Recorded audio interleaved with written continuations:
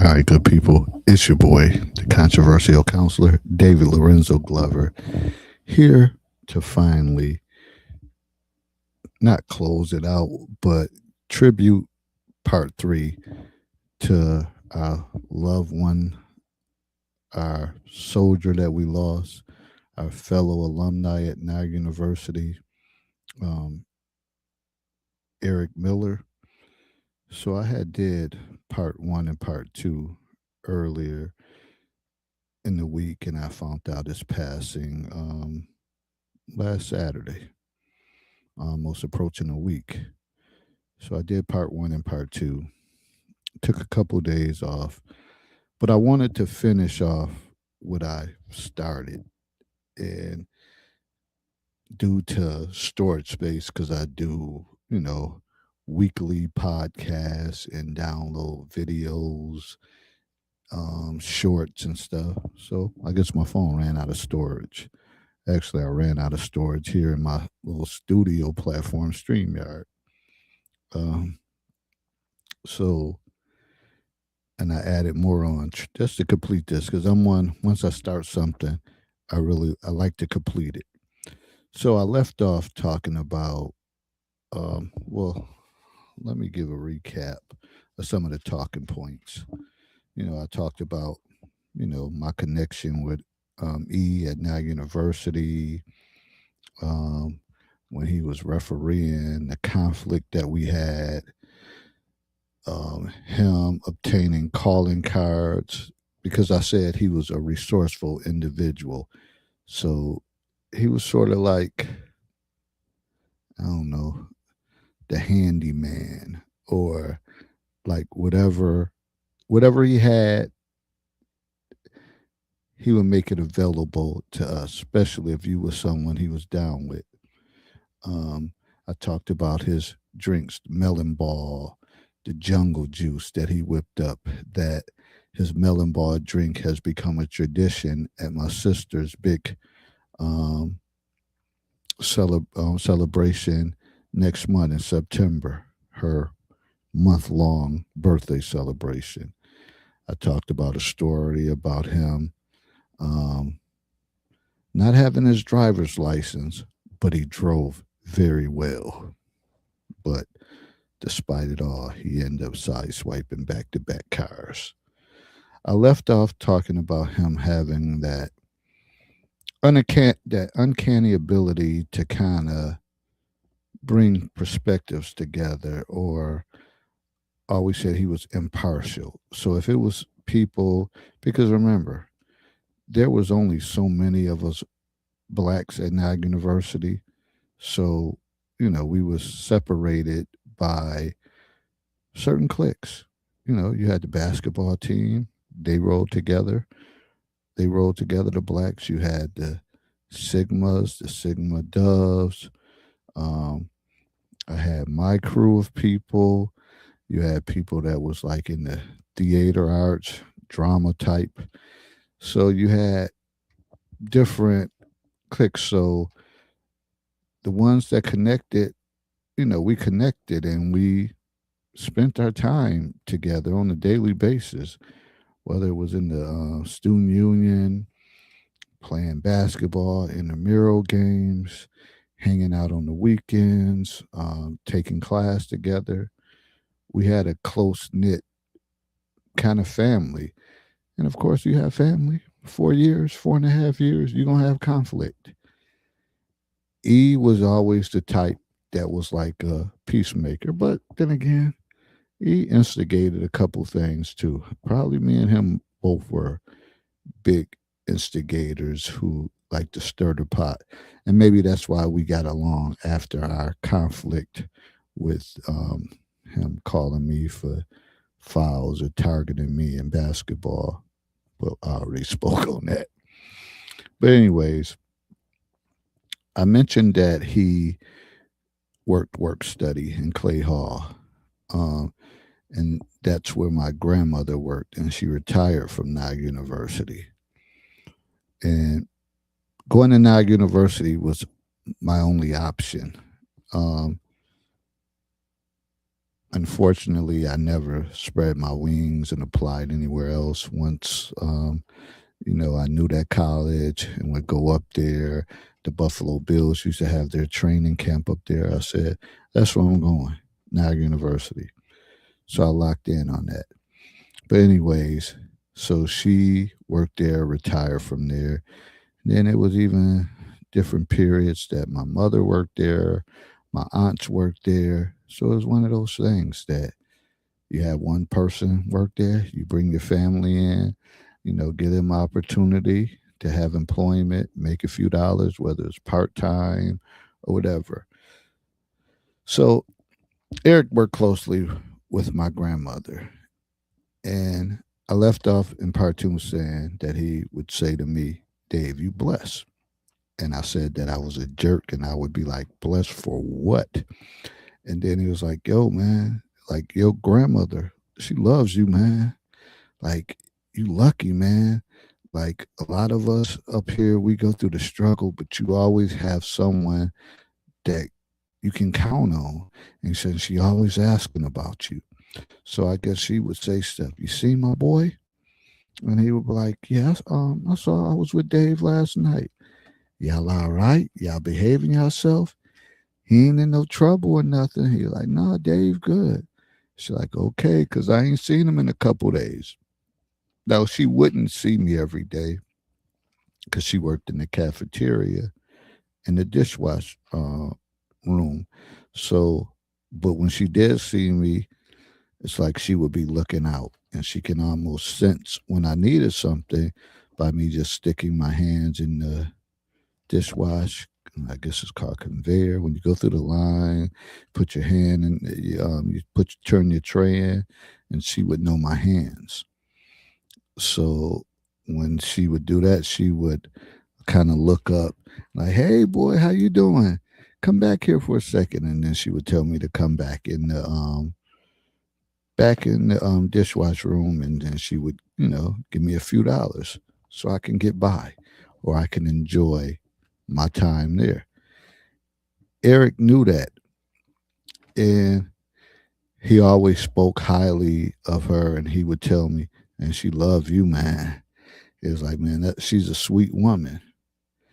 I knew this, and I always believed that, but sometimes your peers, people your same age, don't necessarily understand the importance of our um, mothers, grandmothers, aunts, uncles.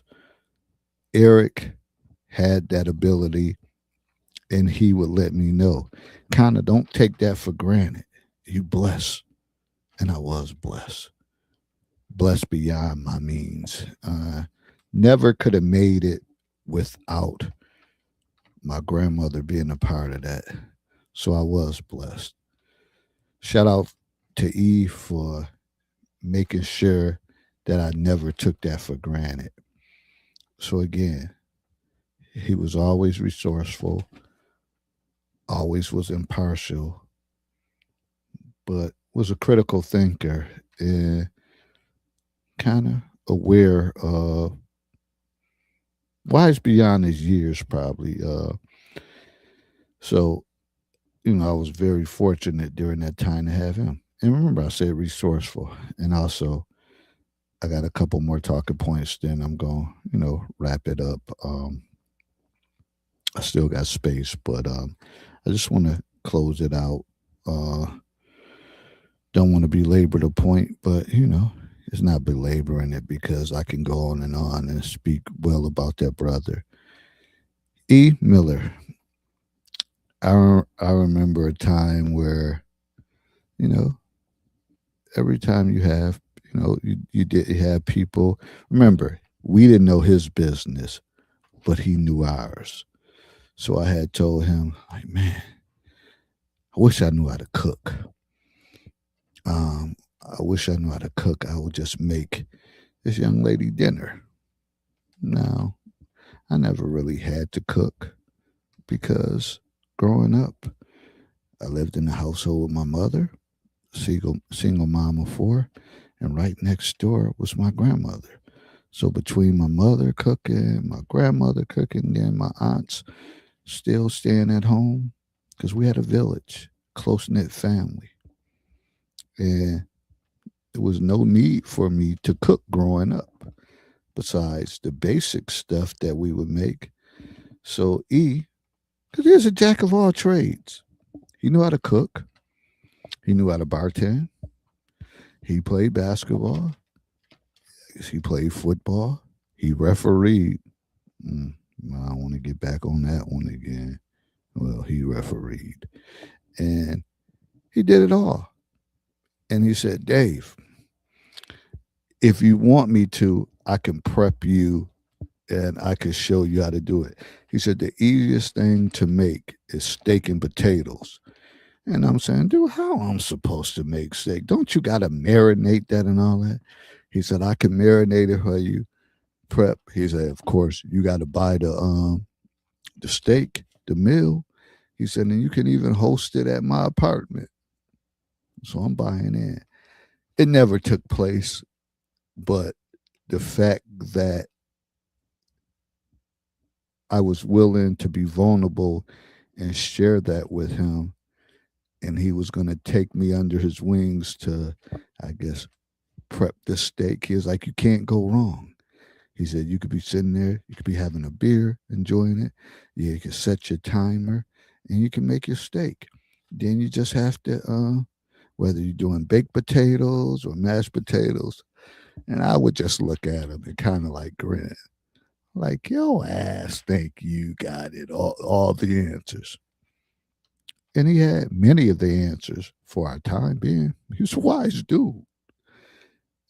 So I always think about that. And, as I reflect on him, I'm so appreciative of the time that we shared during that time, because that was a critical time in our lives. And I would always say and tell my children and students I work with that college is some of the best times of your life.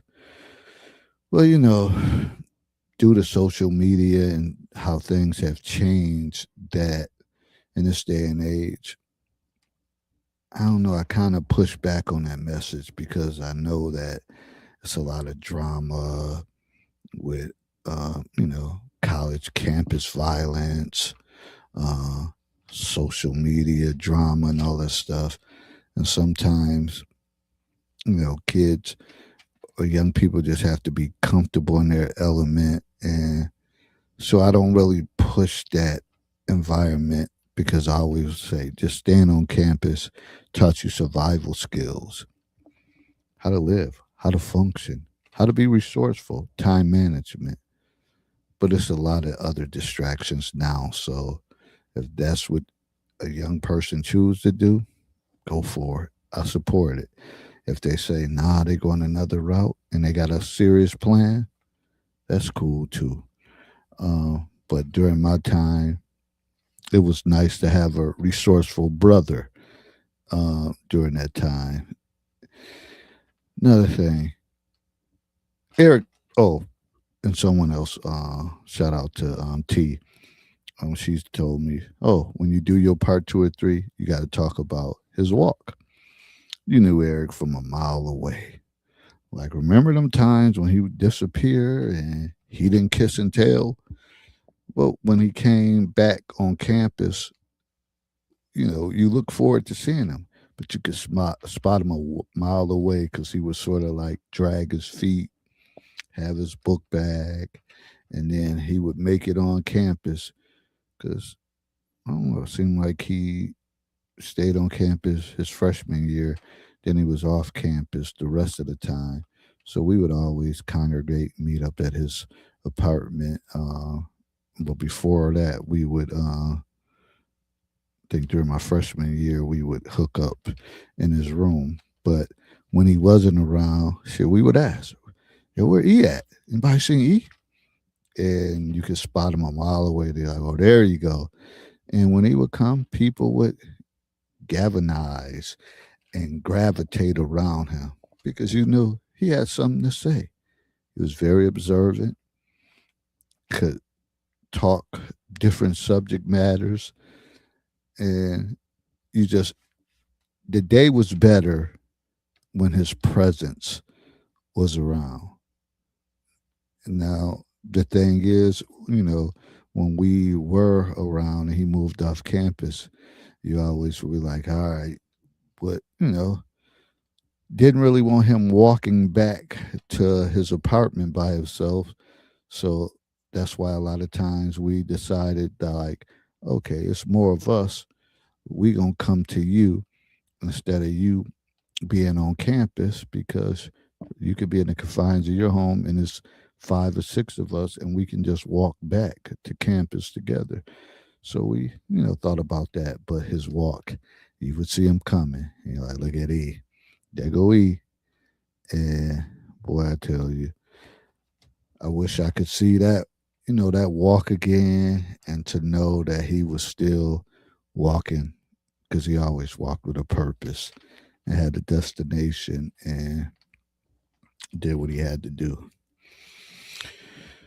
All right, but another talking point, as we got older, we connected to, he was always in the sports. We would always talk sports, and no matter what it was, but not so much boxing. Then it would be football, basketball, baseball.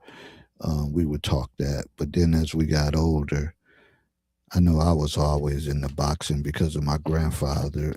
But when it was big marquee fights, we might have talked about it, but boxing was different than it is now. So I can't really recall too many times that like they had. I mean, I know it was going on, but I don't think that was one of the things that we hooked up together to watch during our college time. But as we got older, we met in Vegas, I think twice, to take in Floyd Mayweather festivities, and had a great time. Had a great time. One of the times, actually, I had strep throat, so I was struggling big time, but I made it through because I had the opportunity to connect with Eric. Shout out to Jenny Lee. She came down, and with those individuals, and they both played a major role during my time at Nag University. I said, I can't let this, and I didn't know I had strep throat. I didn't find that out till I got back home and had to went to patient first. And the physician assistant said, you was in Vegas the whole time with a whole strep throat. That's why you wasn't feeling well. But sometimes, that's that's the importance when people talk about a vibe or people giving you energy. They gave me energy that I was able to get through and actually uh, enjoy my weekend. Not as much as I wanted, but I realized we got older. We had a lot to talk about, so we had good times. But I always say, and I always thought we would have more times. Years had lapsed and went by, and that's the one thing I could say now. And my word to everybody: please, please, and please, when you have people in your life that make your heart feel good and you feel good, and it's laughter and it's pure joy, take advantage of those opportunities. And I'm saying, as we get older, I'm trying to do away with people that cause stress, or I gotta argue with, or go back and forth. I don't want it. I don't want that. And take advantage of those moments. Again, I always talk about, we on the time clock. We playing with house money with our lives right now. So it's important when you have those opportunities. I know I got to get better. I stay invited to certain things and I just don't do it, and I need to, Because I can remember a time where my sister would have her big bash.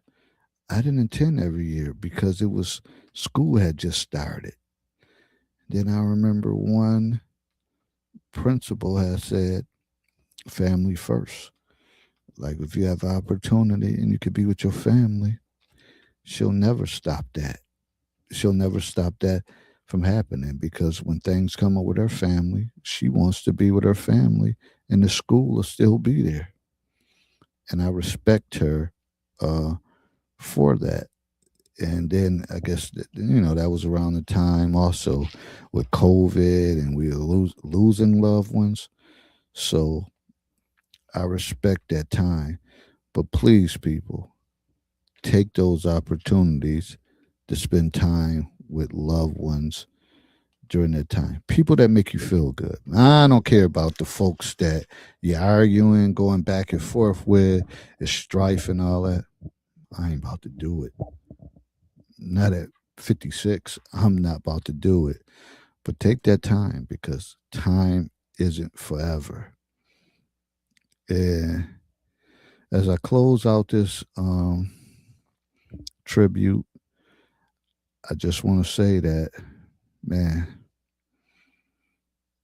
I'm in a better place, E, because of you, the experiences I had,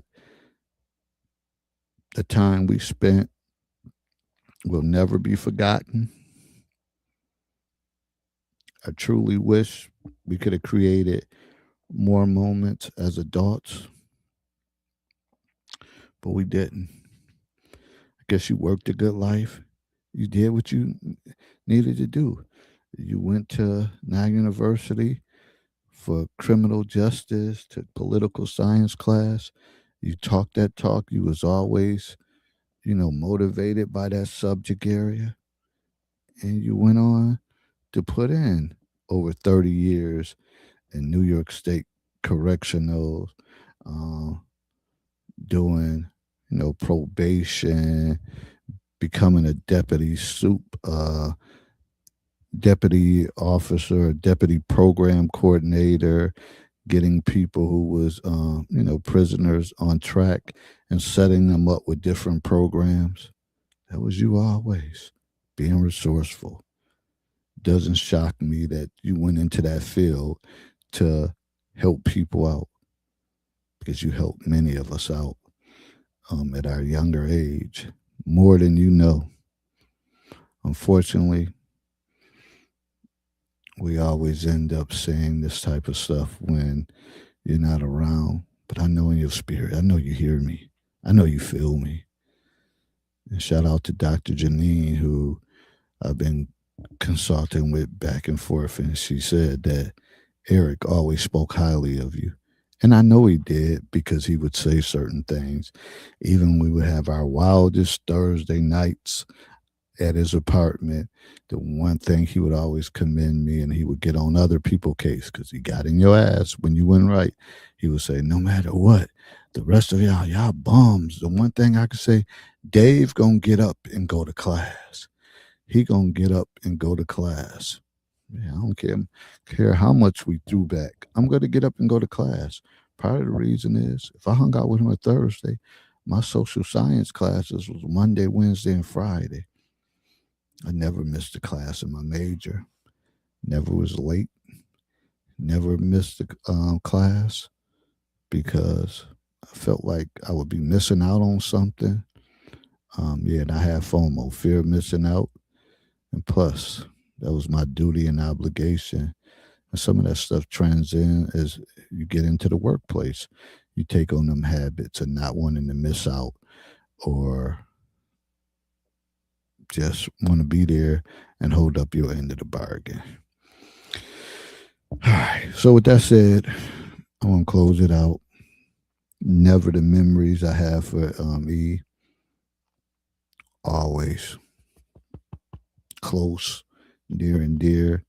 Anybody that knew that come into my life, whether I can't say workplace. I don't plan on being in too many other workplaces as I wind down that aspect of my life.